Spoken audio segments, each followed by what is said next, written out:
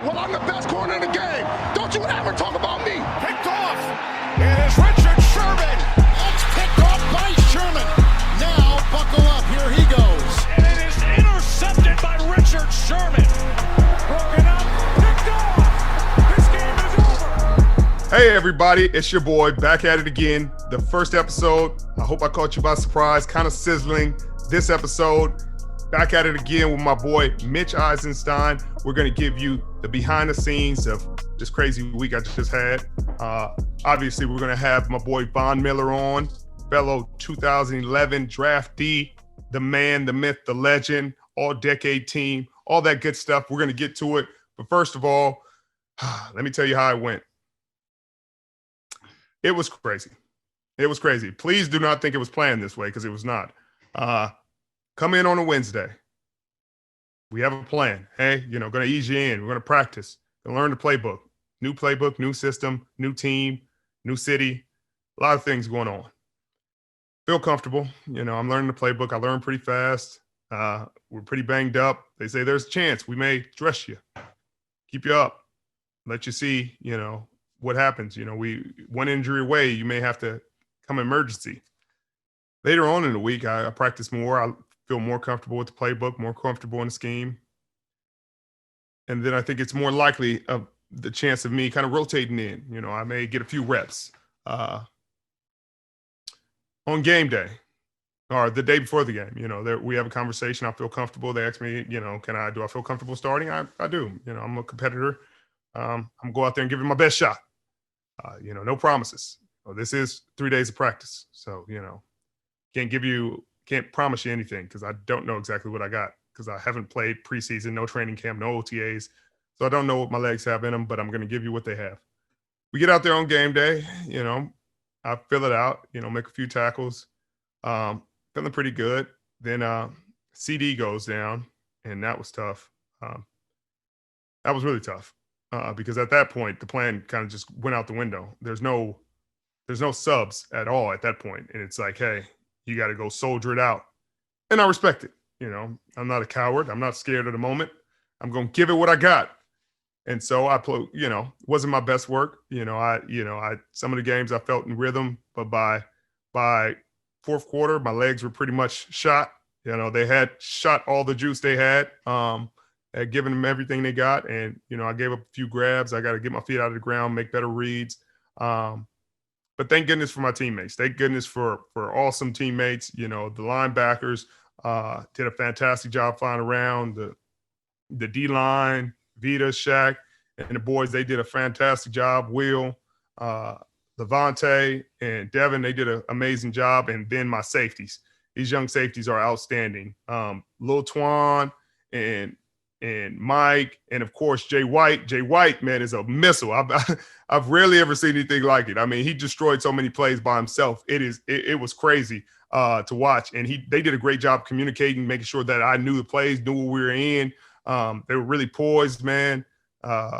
Ross did a great job in the nickel. So I got to give a hats off to all those guys. Hats off to Rock, prepping me to bowls, making sure that he communicated with me throughout the game and came up with a plan that I could go out there and execute. And shout out to the offense. Those guys put points on the board and got us out. Suck up, big time kick to give us the lead, give us the win. I loved it, but it was a process, Mitch. Richard, it's funny because when we were looking back at that week, you let me know you were going to Tampa. The idea was to sign there. Everything kind of went as planned, but then you texted me and I said, Richard, congrats, man. What are you doing? I'm studying film. I'm in team meetings. Within 10 minutes of you signing, you're in pads and on the field? What was that like, man? From signing into meetings, from meetings into walkthrough, from walkthrough into practice, from practice back into meetings. And my wife was like, why didn't you call me after you signed? Like, what happened? Like, you're supposed to. And I was like, well, I didn't really have a choice. It was like 10 minutes and I was in meetings. And then you got a pick in practice no longer than like 24 hours after that. So Right. Crazy lifestyle we live. Out of the frying pan into the fire, et cetera, et cetera. I mean, what do you do, Rich? I mean, you walk into the locker room. I mean, I'm sure you know a lot of these guys, but there's probably several that you've never met and don't know their first or last name. I mean, what's that process like? It's different, I mean, at this point, you're comfortable in your own skin, so it's not like you're walking in, you're nervous about what people think or any of that. I felt really comfortable in this locker room. I felt really comfortable. They got a great group of guys, a lot of vets that I haven't played with, but I've run into in transition or had conversations with. So it was really cool. They were really open, really, really encouraging. They welcomed me with open arms, and that was really cool about everything, from, me and AB had good talks, me and Mike, obviously all the defensive players. We got to know each other really quickly, and I don't think I could have walked into a better situation in terms of them accepting me and being positive and helpful. Well, you picking up that fumble certainly helped. That's no question about that. Right. You got to get in where you fit in, Mitchell.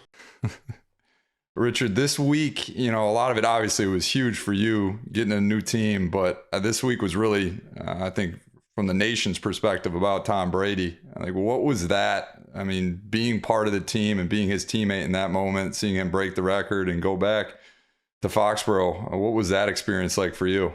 Well, it's hard to say if it was any different than any other week. It didn't seem like it. But I also haven't seen him practice and haven't seen him prep before, but he didn't seem like he was doing anything out of the ordinary. He seemed like he was studying it all, prepping it, no extra rah-rah speeches or anything like that. He looked like a pro's pro, ready to go out there and execute and win a football game at practice. He was locked in, making the necessary corrections. It didn't seem like he let it get him too high or too low. On game day, I think he was the same way, really poised, executed really efficiently. Obviously, the weather played a part in it. Anytime you get rain like that for a team that doesn't play in that kind of inclement weather, it's going to be an adjustment period. And you saw that some really sure-handed receivers dropped a few passes that it was just elements. It wasn't, hey, these guys, dropped this pass. It was like, hey, the ball's wet, the gloves don't catch wet balls. It's going to slip through. And obviously those guys were able to adjust throughout the game and make some huge catches. Cam Brate being one of them, Mike Evans, Godwin, Leonard Fournette ran the heck out of the ball. He deserves a ton of credit. They reinvigorated the run game. Obviously AB made some huge catches and really changed the dynamic of the game with his play. And that was the difference in the game. The O-line made the holes. They gave Tom the time he needed. Tom scrambled. I think he just wanted to put that on tape. Hey, I'm 44 and I still can run one for you, for all y'all young boys. And that was funny. I mean, tell you what, man, I think that might be his longest gain as certainly as a Buccaneer. I don't know if we got stats on that or not, but Richard, it was one of those moments. I mean, especially being a spectator watching you, so fired up to see you go back and finally get in the field and start playing again. And then the ball snapped and Bill goes right at you. What was going through your mind? I mean, you knew it was coming, but what was that from your mind? Nothing really different. The first two targets, that was kind of the holes in the defense, and the guy read them perfectly right. They ran a big play for the back on the first play, and the guy that ran the pick sat down right after he made the pick. But the buzz dropper got there, and as soon as he let the ball go, we closed in on him. So it wasn't anything that I really thought about, honestly. You're just playing fast. You're just recognizing the formations, recognizing the concepts, and getting guys on the ground and making the plays. It was fun, though. Guys are playing fast out there. They're communicating. It felt like I had never left, and obviously I've never played in this scheme, played with these guys, but it felt like I had. And that's a testament to them, and how great they are and how great of communicators these safeties, our nickels, our linebackers did throughout the week and on game day. Those guys made sure I fully understood. It takes a lot to be that kind of communicator on game day. It sounds easy, like, hey, just help him out, make sure he understands this. But in the heat of the moment, so many things going on.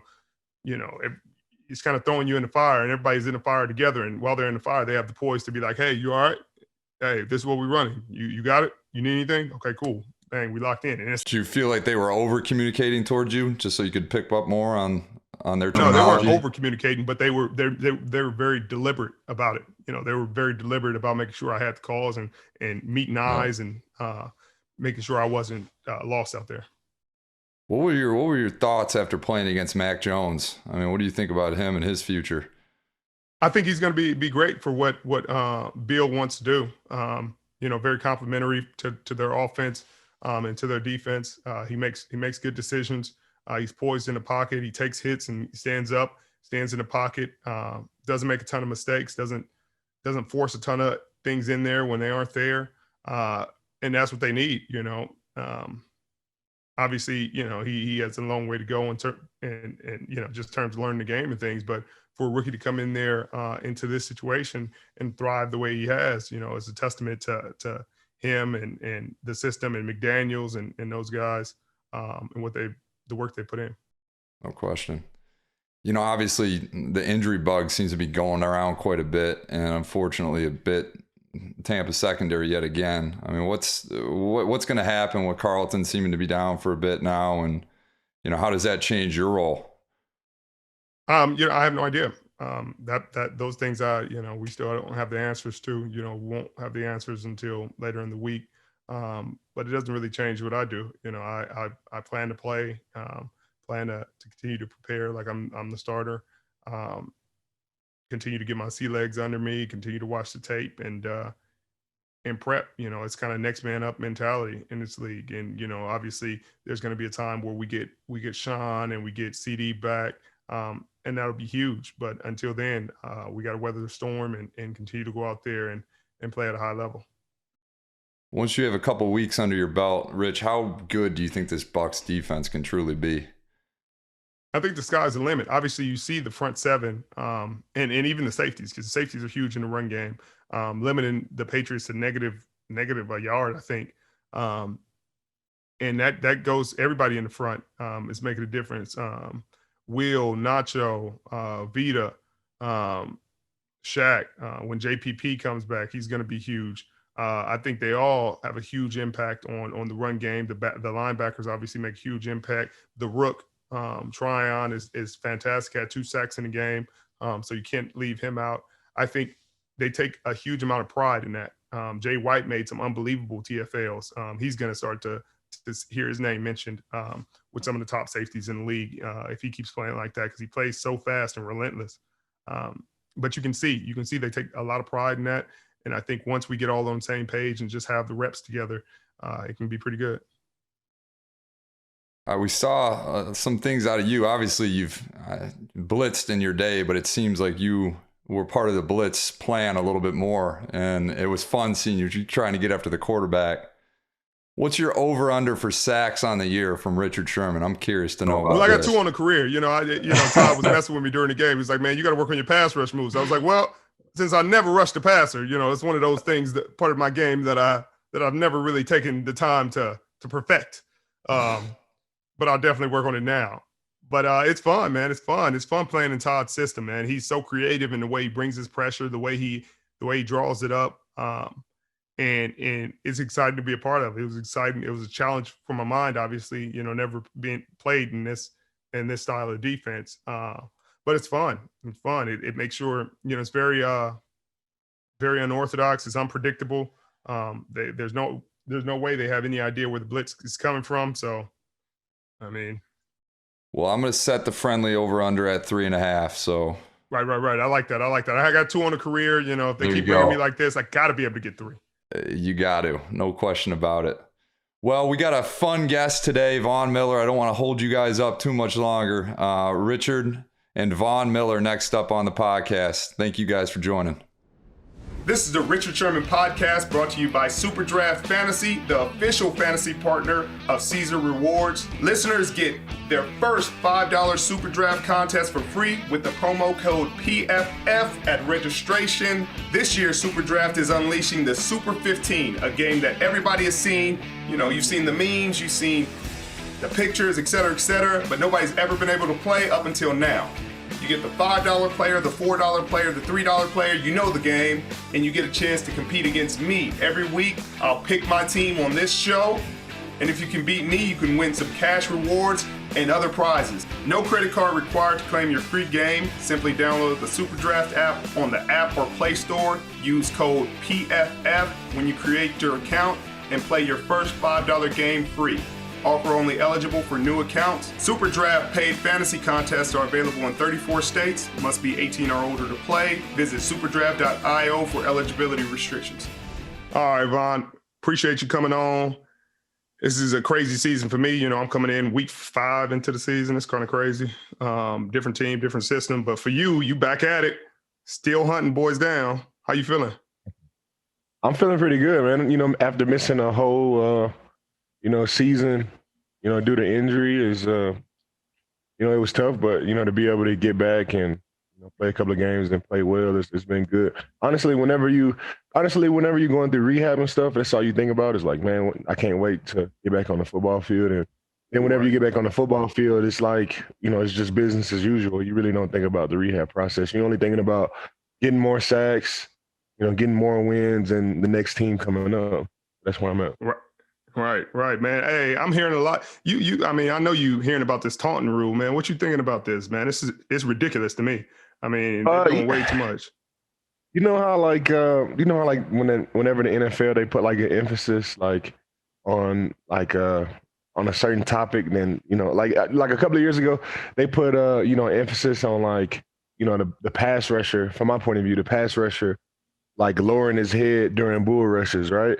Yeah. And they only called it twice that season, and then it was back to normal after that. And I think that's where we are. They put an emphasis on like the taunting rule. You had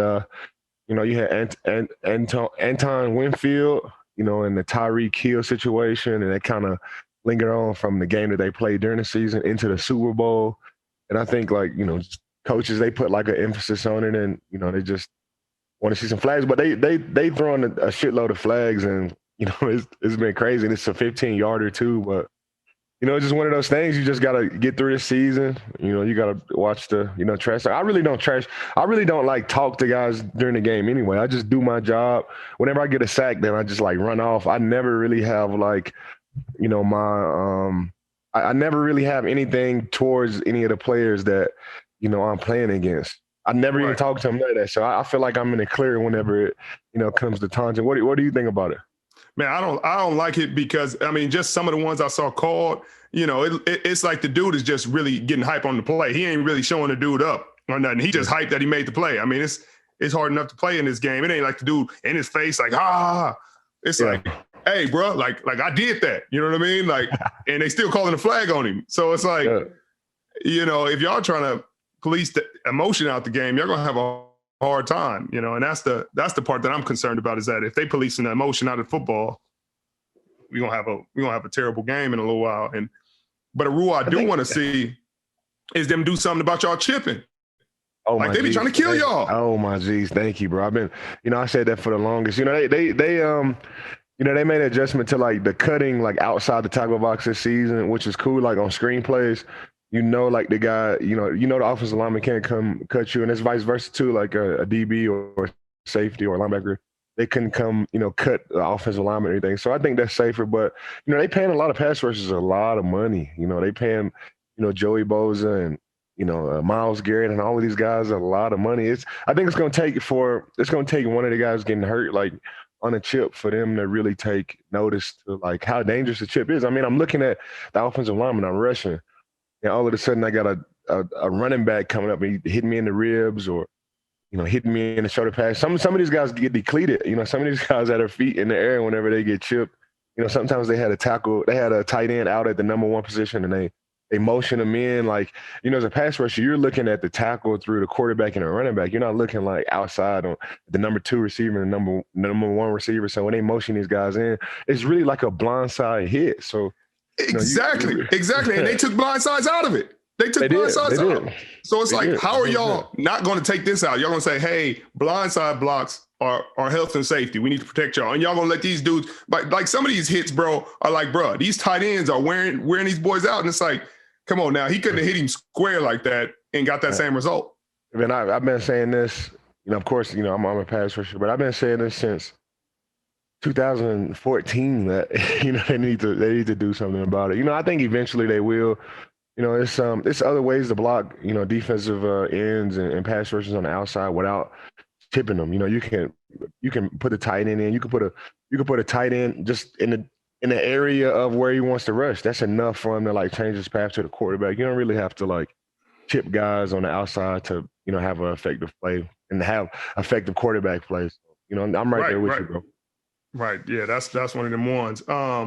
They always sit there and debate, who, the best defense in a decade, between y'all defense in 2015 and our defense in 2013 in Seattle.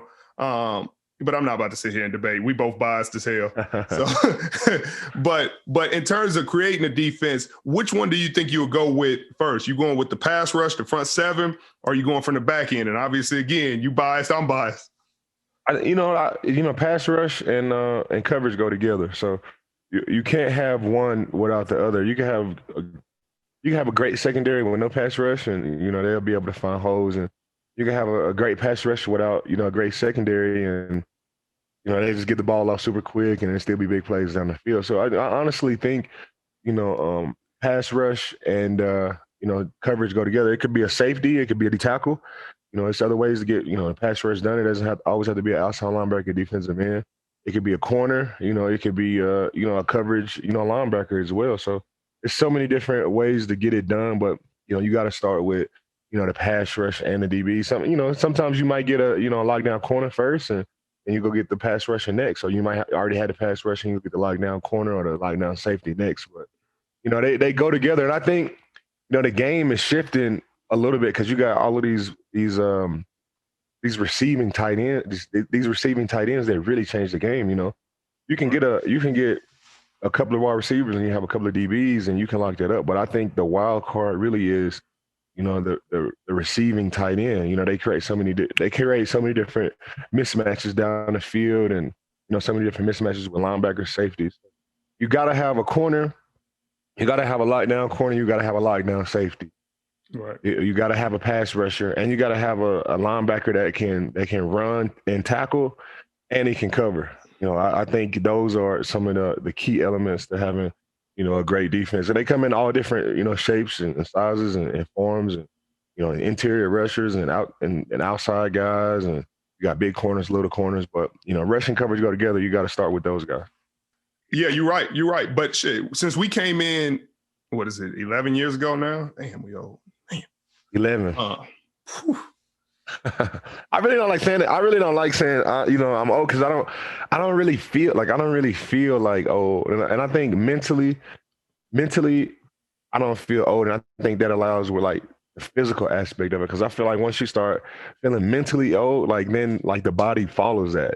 I really don't feel old. I like to spend time with the young guys. I like to work out with the young guys just to prove to myself that I can still run and I can still, lift and I can still do all the things that they doing. So I think mentally that like, reinforces like, I still got it and I still got like a couple of years left. I always like to think like a couple of years down the road. I don't like to just, get hit with like, okay, it's up for me. I think it's too late whenever you're on the football field and you're like, okay. My time is over with. I want to be thinking about it. I want to be thinking about it down the road. I don't want it to just be like the surprise. And you never know. Like however God, whatever God's plan for me to retire. I'm cool with that. But I don't want to be like blindsided by like while I'm on the football field. But I also, like I said before, I think feeling mentally young is really the key to feeling physically young.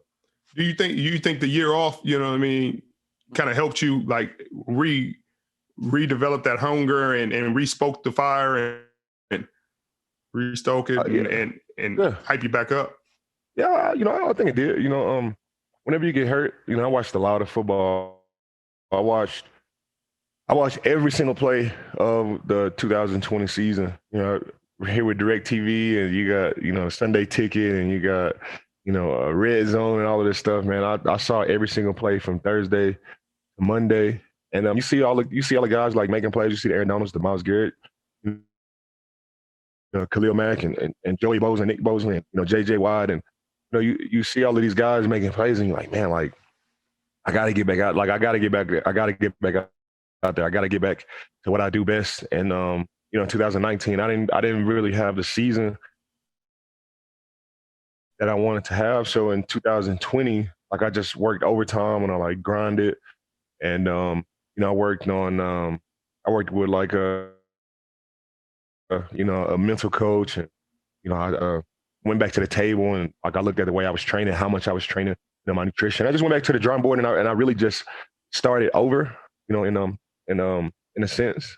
I kind of stepped back off of like the training, because I felt like in 2020, like I would kind of overtrain in a sense, because I didn't take any days off. We had COVID, and everything was shut down. So every single day I just trained. So I might have overtrained a little bit, and I think that might have led to the injury that I had. But whenever I got the opportunity to step back on the field, it was just 2 years of just sitting up, training, watching film, and really just motivating myself. And I think that's part of the reason why I'm having success season. Also, I got off social media, man. Like you have to like take breaks from social media, and I feel like that really like helped me clear like my mind, like because on social media, like subconsciously you see things that affect you, and you don't even know it. Like you will see some stuff, and you will like notice some stuff, and it might not like influence the things that you say at the moment, but later down the line, like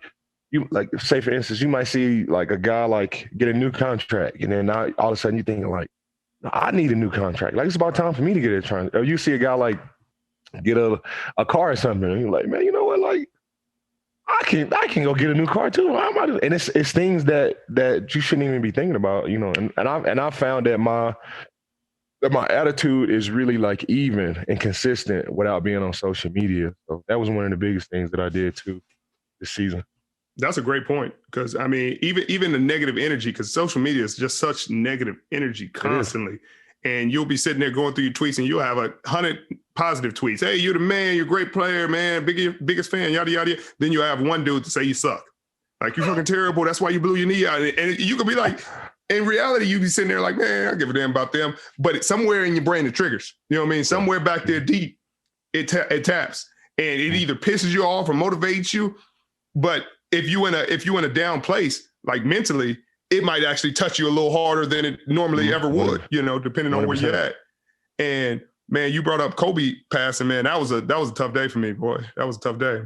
We was literally on the plane to the Super Bowl in Miami, and we were probably like an hour into the flight, and John walked up and was like, hey, there's a rumor going around that Kobe might have died in a helicopter crash. And bro, I felt like I was in a damn haze the rest of the week. Bro, it was tough. It was tough. They told us right before I was at the Pro Bowl, and they told us right before we went on the football field. There was like rumors of like the whole family was on the plane, and like they said all his daughters and all his family. It was just like tough to like really like wrap your mind. Like it's Kobe Bryant. Like it's the Black Mamba. He meant so much to like everybody, whether you like Adidas, Nike, whether you like American or like, or wherever you're from. Like it's just, it's Kobe Bryant. He meant so much to the NBA. He meant so much to just, athletes, in general. And like whenever that stuff came out, it was definitely a tough day for me. Not only a tough day, it was a tough week. And whenever they started like getting more and more facts, and you started to see more and more footage and more like pictures and stuff, it really was, it really was hard for me, but at the same time, like all the great things about Kobe's life kind of shine through. And I think all the things that highlighted him were the things that everybody like pushed. And some of those things like motivated me to be a better athlete, and motivated me to be a better, teammate, and, to be a better player on the football field. And, I read his book, and, all the documentaries, everything is on 10 now, but all of those things really like, helped me and motivated me to be a better player and a better teammate. Right. It helped me refocus too, man.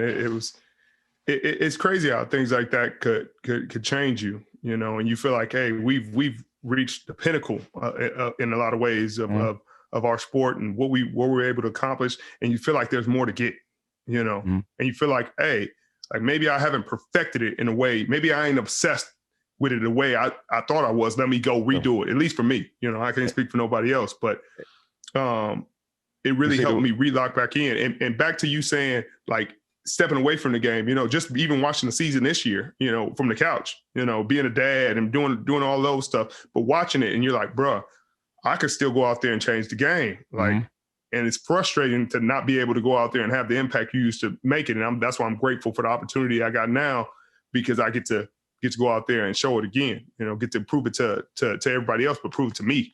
100%. You know, You had a good one too. You had a fumble recovery, good in coverage.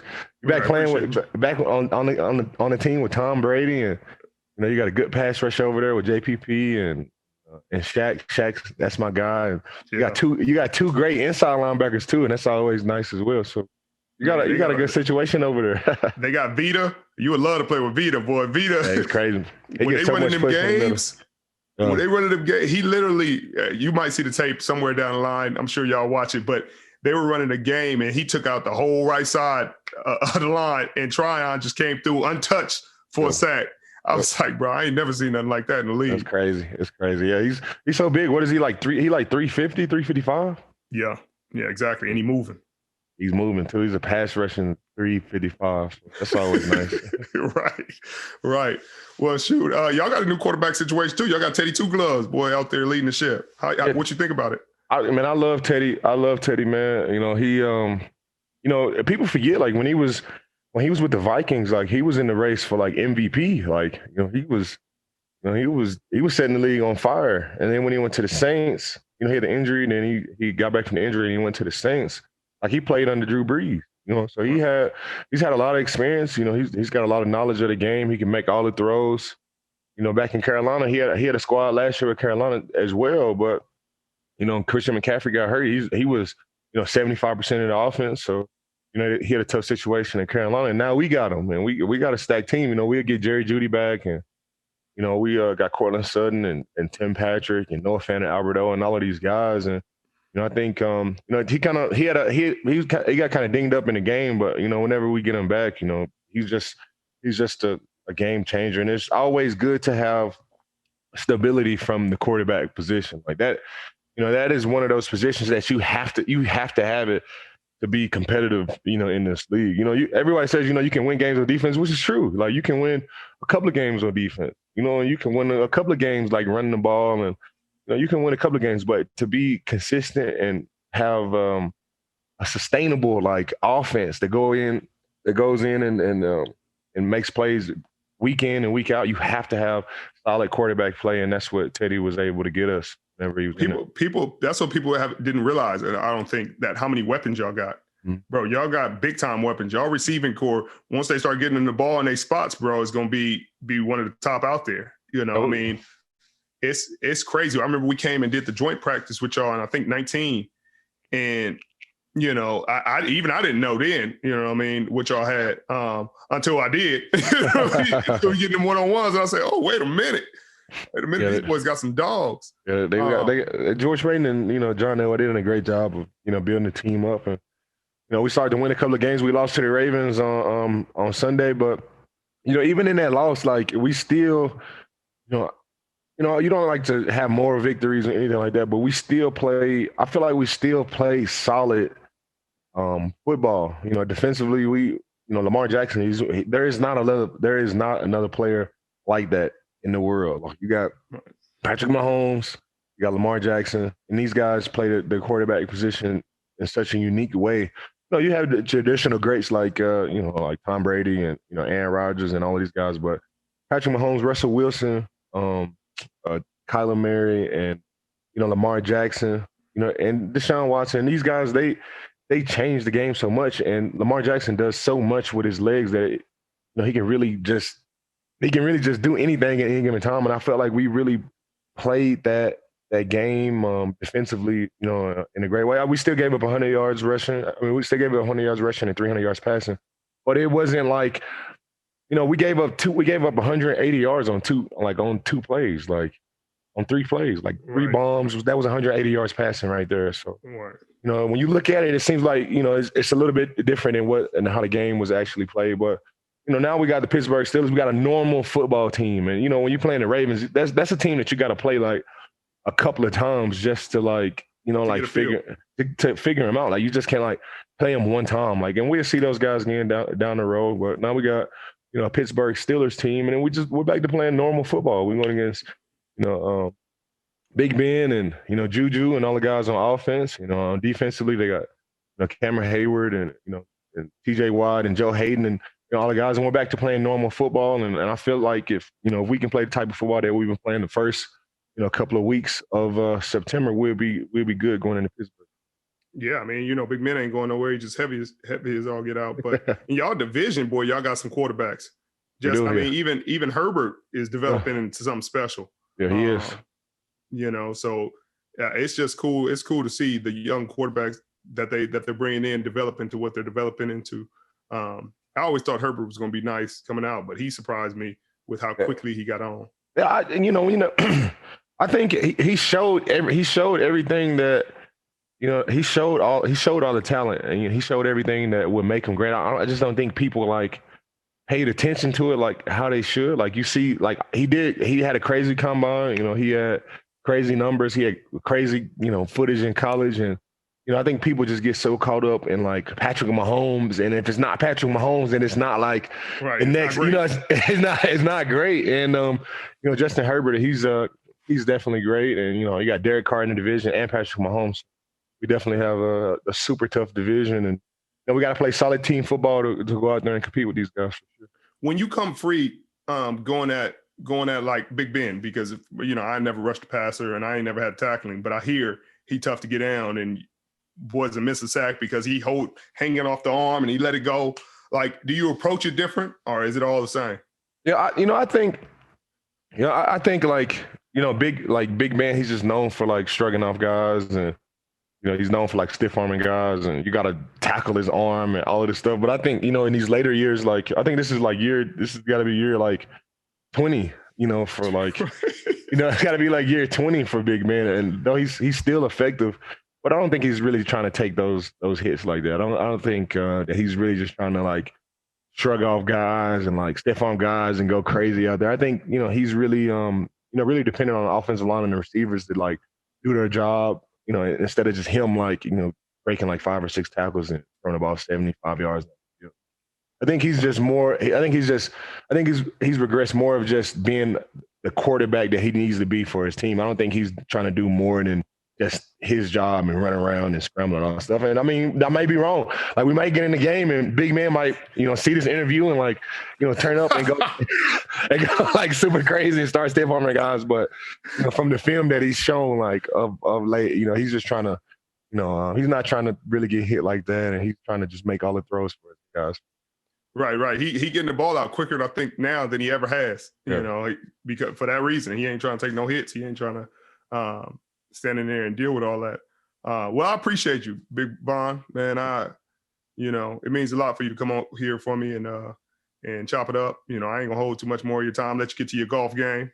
Hey, I appreciate you. We gotta link up too, man. You gotta take some lessons, man. It's fun, man. Once you start getting a grasp on it. Kyle Fuller, that's like my golf buddy here on the team. He's been golfing since he got in the league. He's been golfing for like 10 years. And I've been saying to myself, like, bro, like I had all the opportunities to golf. If I would have started golfing like when I got in the league, it'd be 11 years for me as well.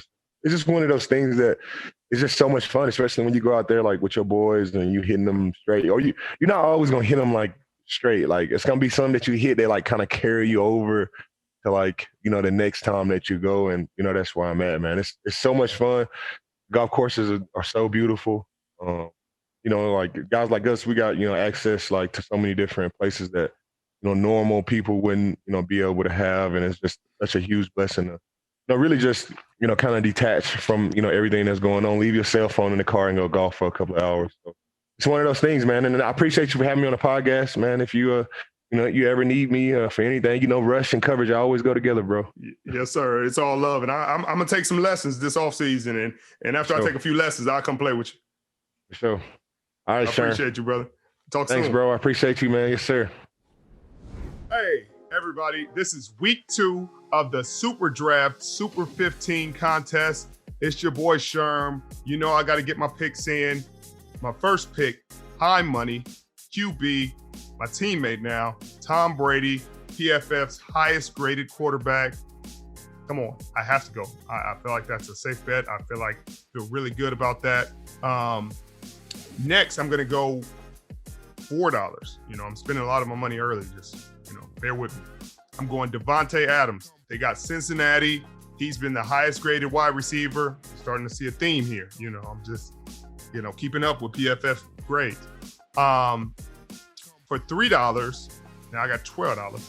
I'm going with another one of my teammates, Chris Godwin. He has 17 first downs on the season. I feel like I expect him to get more, very productive. Not insider trading at all, whatever.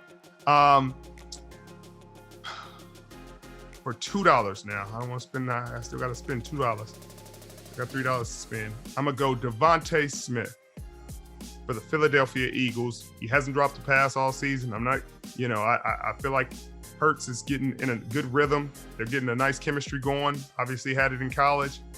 I'm expecting him to be productive. It's going to be awesome. And for my last dollar, for my last buck, I got to go with Tony Pollard. He and Zeke have been the most productive running backs this season. He's been explosive. He's making big plays. And he didn't do it for me this week. Those are my picks for this week's Super 15 contest. Get yours in. Well, that was episode 2. I appreciate Vaughn for coming on. Appreciate you guys for listening. It was fantastic. Hit the subscribe button. We're going to have good content every week. You never know who's going to be on. See you next week.